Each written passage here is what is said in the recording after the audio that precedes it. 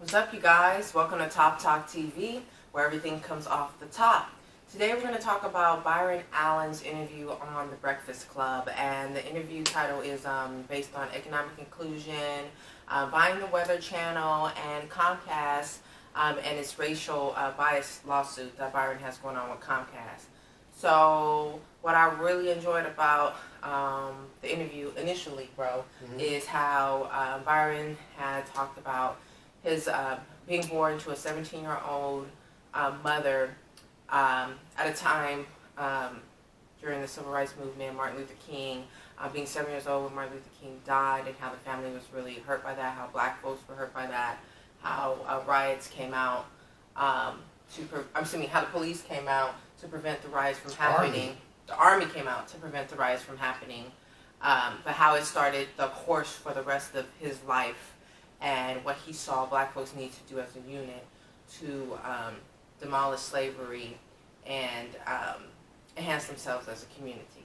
I also liked in the initial part of the interview how he talked about his mother being the foundation for his potential growth, and how she created the lifestyle that she wanted to pass down to her child so that he can continue generational growth through education and financial resources.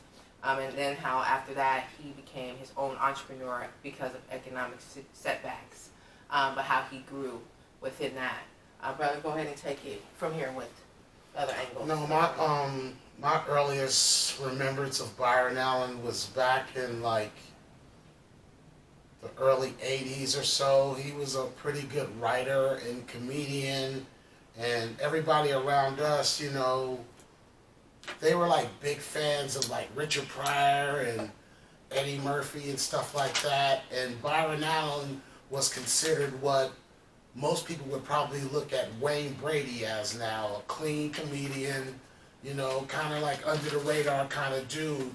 But I think he did his business stuff his way and decided to stay like below radar. I'm not gonna. He was on camera some. He had put out some shows and whatnot, but for pretty much he's been kind of like under the radar, just handling his business stuff.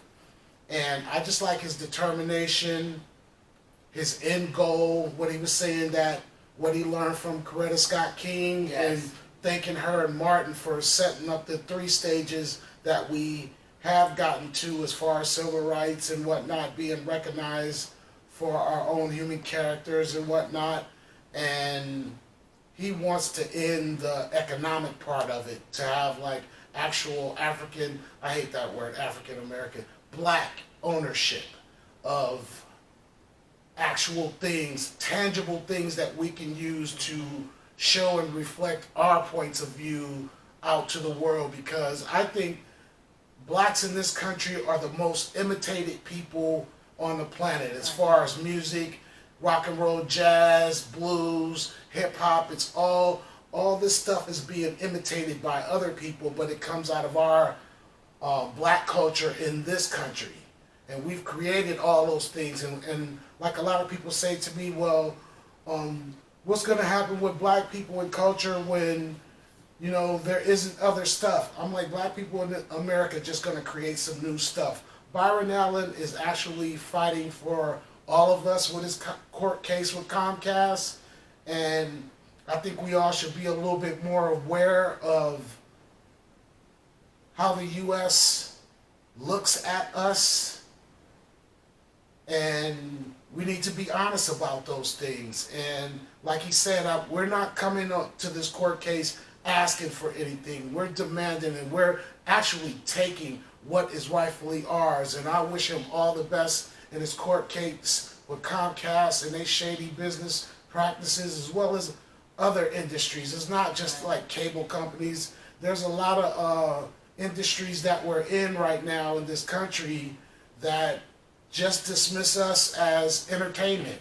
And black people in America are more than just entertainment. Right. So I applaud everything that the brother's doing. And I love in the interview how he articulated and created a picture that we are more than just black entertainment. And where it started for him, he said, was talking to Coretta Scott. He actually bought MLK's story rights from her. Please go back and check this interview out. There's plenty more details that we can't give you here, but some jewels. He's dropping many jewels. So he bought the rights to MLK's story from Coretta, and she warned him. She was like, they're gonna come after you with what you're trying to do with this, because the same way they came after my husband. And while everyone's caught up with the I Have a Dream speech, it was the poor man's speech that she said ultimately led to MLK's demise. And so she was saying that the 4 Ds that happened in the black community, which Mr. Allen echoed, was to dismiss, and women were the first group of people, or we see it the most, that how women have been dismissed. And so now it went over to like black people as a whole, and then other minorities as well, which is they said was women again, and then now the gay white man. But they dismiss you, they discredit you, they demoralize you, and then they demonize you. No, I'm sorry, I said that wrong. They dismiss you, they discredit you, they demonize you, and then they turn around and destroy you.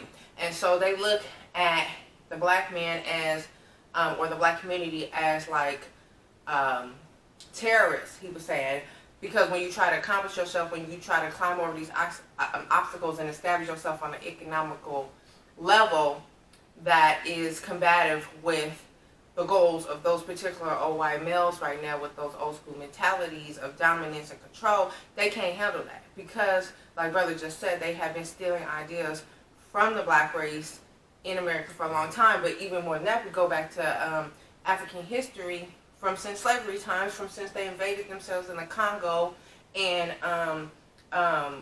stole slaves from the mainland. So when you bring it back here, they're doing that times 10 now on the civil grounds.